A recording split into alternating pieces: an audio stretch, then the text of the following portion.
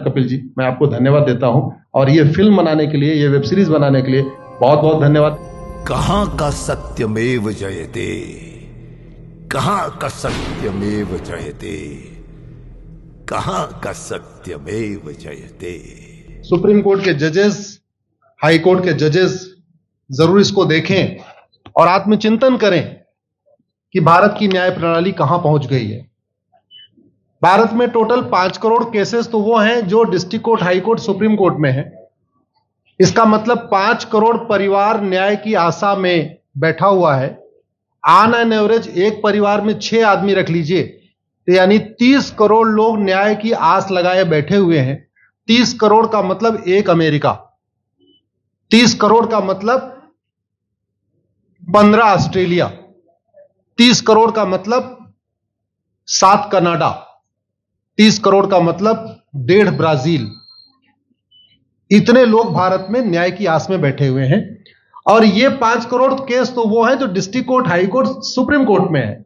इसके पैरेलल हमारे देश में एक और जुडिशियल सिस्टम है, उसको कहते हैं तहसीलदार, एसडीएम, एडीएम, डीएम, कमिश्नर, जहां पे चकबंदी के मुकदमे चलते हैं। वो इस 5 करोड़ में काउंटेड नहीं है। जो तहसीलदार के यहां मुकदमा होता है, एसडीएम के यहां मुकदमा होता है, एडीएम के यहां होता है, डीएम के यहां होता है, चकबंदी अधिकारी जिसको सीओ कहते हैं, डीडीसी कहते हैं, एसओसी कहते हैं, वो इसके पैरेलल में है और 5 करोड़ मुकदमे वहां पे भी चल रहे हैं। इसका मैं लाइव एग्जांपल देना चाहूंगा भारत की ब्लैक जस्टिस सिस्टम का। 1985 में जौनपुर में एक 10 बीघे जमीन का मुकदमा शुरू हुआ था। अभी वो सबसे नीचे पायदान पे है, जिसको कहते हैं चकबंदी अधिकारी। 1985 में मुकदमा शुरू हुआ, 2023 आ गया, लगभग 37 साल बीत चुके। 37 साल में यह नहीं तय हो पाया कि असली विल कौन सी है। 2 लोगों ने क्लेम किया, वो कह रहे हैं मुझे विल मिली है, वो कह रहे हैं मुझे विल मिली है। 37 साल में यह नहीं डिसाइड हो पाया असली विल किसकी है। अगर मान लीजिए आज डिसाइड हो जाए तो सीओ के बाद एसओसी, एसओसी के बाद डीडीसी, डीडीसी के बाद हाई कोर्ट, हाई कोर्ट के बाद सुप्रीम कोर्ट, यानी अभी 35 साल और लगेगा, 70 साल लगेगा। सेकंड जनरेशन मुकदमा लड़ रही है, ऑलरेडी सेकंड जनरेशन मुकदमा लड़ रही है और इसी स्पीड से काम हुआ तो मुझे लगता है थर्ड जनरेशन आके मुकदमा तब जाके सुप्रीम कोर्ट पहुंचेगा। दूसरा एग्जांपल, एक ग्लेरिंग एग्जांपल आपको देता हूं। 1971 के वॉर में पाकिस्तान में बम फेंकने वाले, पाकिस्तान के फौजियों के बहुत सारे बैंकर तोड़ने वाले एक कर्नल कबोत्रा है, पंचकुला में रहते हैं। दुश्मनों को उन्होंने दांत तोड़ दिए। आज 2000 से उनके मकान पे किसी ने कब्जा किया हुआ है। 2023 आ चुका है, 23 साल में वो अपने मकान को नहीं छुड़ा पाए। अभी मामला पंचकुला की डिस्ट्रिक्ट कोर्ट में है, उसके बाद चंडीगढ़ हाई कोर्ट जाएगा, फिर सुप्रीम कोर्ट जाएगा। तो 23 साल में वो सबसे नीचे पायदान पे है। वास्तविकता यह है, अंग्रेज चले गए, अंग्रेजी कानून यहीं छोड़ गए, अंग्रेजी व्यवस्था यहीं छोड़ गए। यह व्यवस्था भारत में न्याय देने के लिए नहीं बनी थी। यह जो न्यायिक जुडिशियल सिस्टम था भारत में जो बनाया गया, वो केवल और केवल भारत को लूटने बांटने के लिए बनाया गया था। चूंकि कानून वही चल रहा है, जुडिशियल सिस्टम वही चल रहा है, इवन हमारा ड्रेस भी वही चल रहा है। अंग्रेज काले कपड़े पहनते थे, हम भी काले कपड़े पहनते हैं। अंग्रेज जून के महीने में उनको गर्मी लगती थी तो 1 महीने छुट्टी करके इंग्लैंड चले जाते थे। आज भी हमारा हाई कोर्ट, सुप्रीम कोर्ट पूरे मई जून बंद रहता है। अंग्रेजों को क्रिसमस के टाइम में दिसंबर में छुट्टी मनाना जाना होता था, 1 महीने छुट्टी कर चले जाते थे। आज भी हमारी हाई कोर्ट, सुप्रीम कोर्ट दिसंबर में, क्रिसमस के टाइम में 15 दिन 20 दिन बंद हो जाती है। तो सोच वही है, किताबें वही है, व्यवस्था वही है, कानून वही है, तो स्वाभाविक सी बात है जस्टिस होगा कहां से? जस्टिस कैसे होगा? हम 2023 में 1860 का इंडियन पिनल कोड लेके घूम रहे, 1861 का पुलिस एक्ट लेके घूम रहे, गवाहों के बयान 1872 के कानून से हो रहे। हमने सब कुछ वर्ल्ड क्लास कर लिया, लेकिन अपने जस्टिस सिस्टम को कंपेयर करने की कोशिश ही नहीं किया। जितने में एक एयरपोर्ट बनता है, एक एयरपोर्ट बनाने में 25,000 करोड़ की लागत आती है। अगर हमारी सरकारों ने एक एयरपोर्ट की कीमत जुडिशियल सिस्टम पे खर्च कर दिया होता तो हमारी न्यायिक व्यवस्था अच्छी हो गई होती। आज घटिया, चूंकि अकाउंटेबिलिटी नहीं है, जुडिशियल सिस्टम में कोई अकाउंटेबिलिटी नहीं है। किसी के साथ न्याय हो जाए, अन्याय हो जाए, कोई फर्क नहीं पड़ता। निर्दोष को जेल हो जाए, जज की कोई अकाउंटेबिलिटी नहीं। दोषी को बेल हो जाए, जज की कोई अकाउंटेबिलिटी नहीं। लाख लोग जेल में सड़ रहे हैं, लाखों धोखेबाज भ्रष्टाचारी बाहर घूम रहे हैं, मूल कारण है ब्लैक जस्टिस सिस्टम। आपने बहुत अच्छा आपने इस पे वेब सीरीज बनाया है, और इस देश में world class airport, world class highway, world class shopping mall, सब कुछ वर्ल्ड क्लास बना लिया। इनफैक्ट अपना मोबाइल का डेटा सुरक्षित रखने के लिए हमारे सांसद, विधायक, जज आईफोन भी यूज करते हैं। अमेरिका का आईफोन यूज करते हैं हमारा डेटा सुरक्षित हो जाए, लेकिन भारत सुरक्षित हो जाए उसके लिए यह नहीं देखते कि जापान में कौन सा कानून है, अमेरिका में कौन सा कानून है, सिंगापुर में क्या अच्छा चल रहा है। कनाडा में रेंट का मामला एक डेट में खत्म होता है। सिंगापुर में अभी कुछ दिन पहले एक व्यक्ति के पास 900 ग्राम गांजा पाया गया, उसको फांसी हुई है। दोबारा वहां ड्रग स्मगलिंग होगी क्या? तो भारत में चाहे वो ड्रग स्मगलिंग है, माफिया राज है, ह्यूमन ट्रैफिकिंग है, इन सब के लिए हमारा जस्टिस सिस्टम जिम्मेदार है। कोई भी अपराध होता है उसमें दो पक्ष होता है, एक पीड़ित, एक अपराध करने वाला। जो पीड़ित होता है वो चाहता है जल्दी उसको न्याय मिल जाए, अपराध करने वाला चाहता है मुकदमा लंबा चले। भारत का न्यायिक सिस्टम अपराध करने वाले के साथ खड़ा है। बलात्कारी चाहता है उसका मुकदमा 30 साल चले, और मुकदमा 30 साल चलता है।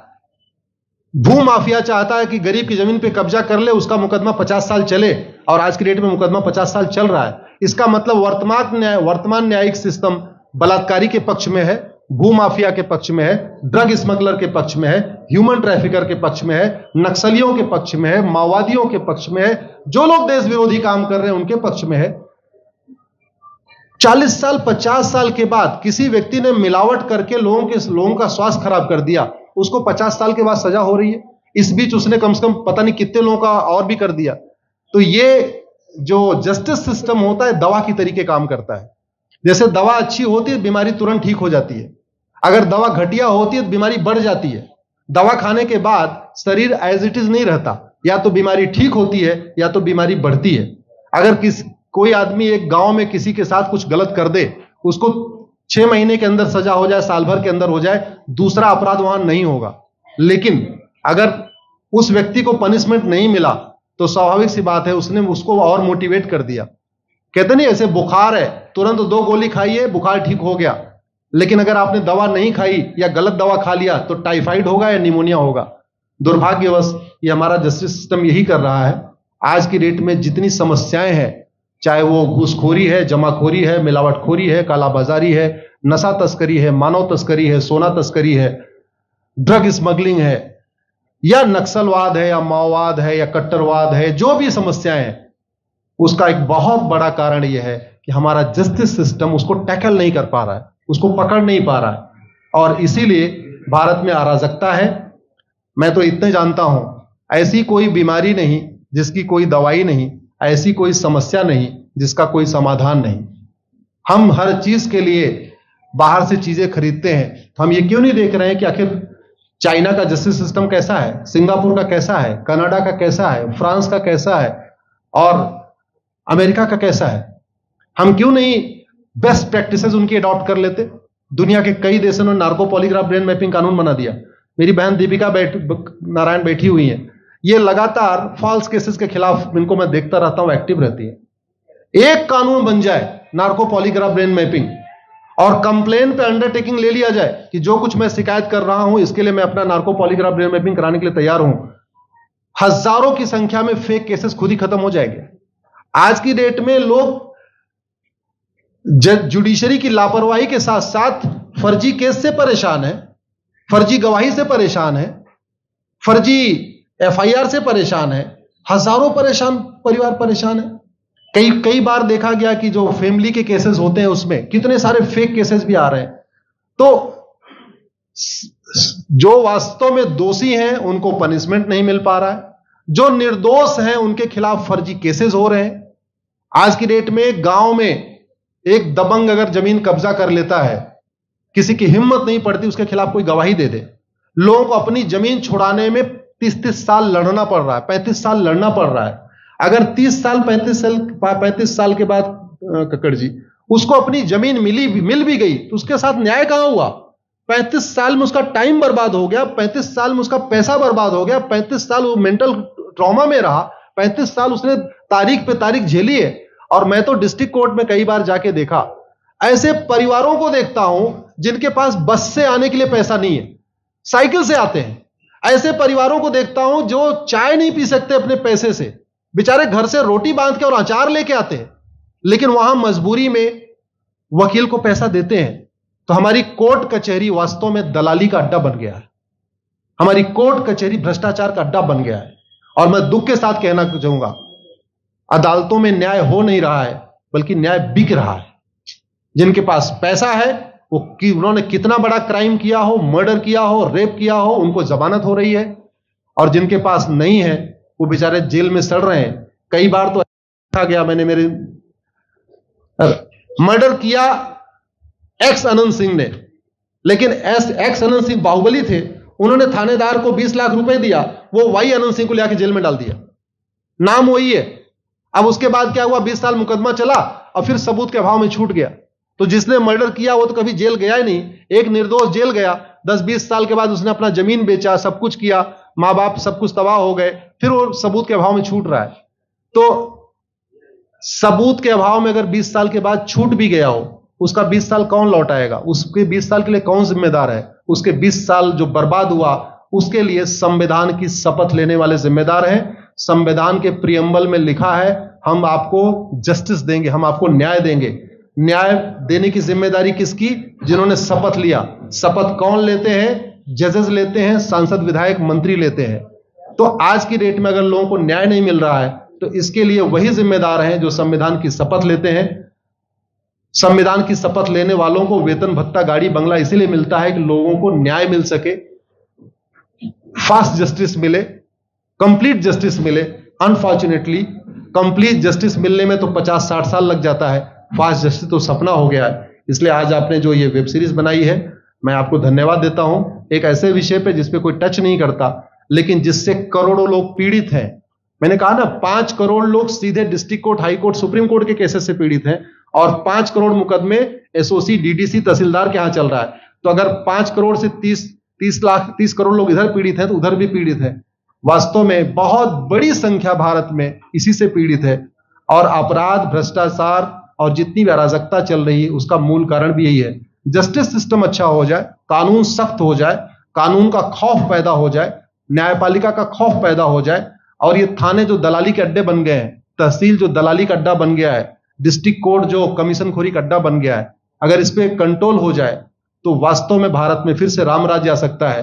अगर जुडिशियल सिस्टम अच्छा हो जाए, तो जो राम राज्य की कल्पना है, धर्म की जय हो, अधर्म का नाश हो, प्राणियों में सद्भावना हो, विश्व का कल्याण हो, मुझे लगता है उसको फिर से जीवित किया सकता है। आपने मुझे बुलाया कपिल जी, मैं आपको धन्यवाद देता हूं। और ये फिल्म बनाने के लिए, ये वेब सीरीज बनाने के लिए बहुत बहुत धन्यवाद देता रहता हूं। दीपिका जी लड़ती रहती हैं, इनको देखता रहता हूं।